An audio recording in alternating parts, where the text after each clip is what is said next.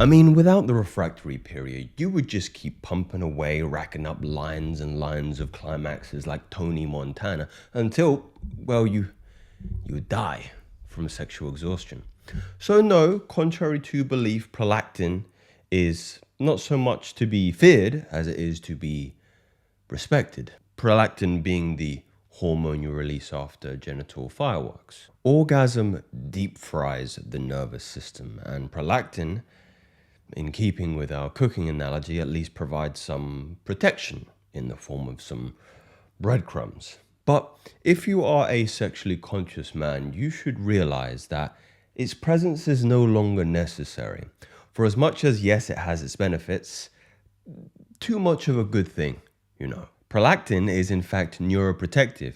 It actually safeguards against something called neuronal damage, which is caused by excitotoxicity, such as excessive glutamate. When you're overexcited, this can lead to an excess of glutamate, which can actually be toxic and cause neuronal damage over time. This is due to the overstimulation of those receptors. You can think of this as mild brain damage. Now, prolactin actually reduces glutamate receptor overstimulation by modulating the calcium influx or the downstream signaling of these kinds of pathways, which should tell you something about climax, that in excess it starts to tear away at the nervous system, rendering you an apathetic creature. I mean, you should listen to this. This is in the paper of Science Discovers the Physiological Value of Continence by Dr.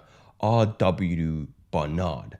And he's quoted in relation to excess sexual release. You eject the substance of the synovial fluid. You send forth to gratify a moment's passion the very material from which the brain is made. Another according to the eminent English psychiatrist Mercer.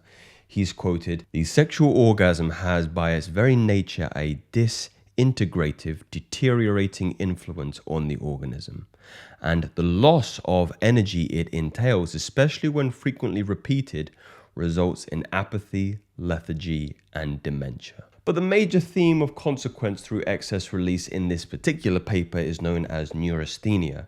So this is a historical medical term used to describe a condition characterized by the chronic fatigue, weakness, and a range of physical and psychological symptoms attributed to nervous system exhaustion. The term being popularized in the late 19th and 20th centuries, particularly by the American neurologist George Miller Beard, who described it as caused by the depletion of nervous energy due to modern life stresses such as overwork, mental strain, apathy. Sounds kind of typical of the average man's experience nowadays, doesn't it? But like I say, prolactin luckily slows down this process, with some studies showing an increase of 10 to 20-fold from baseline, which is quite of a lot, to the point where you're also maybe experiencing effects of hypoprolactinemia, such as reduced testosterone, ED, infertility, maybe even gyno, excess breast tissue,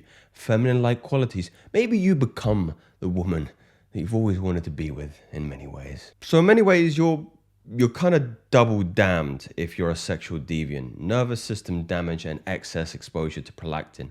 In fact, this is the way that you should look at it. Prolactin is kind of like your bike's safety wheels. Important to help when you learn how to ride the bike of the sexual landscape. Now starting to hate this analogy. Protecting you from falling over and hurting yourself and whatnot, but no longer necessary once you're sexually mature and you stop abusing yourself. These are facts, they're not theories. Speak soon.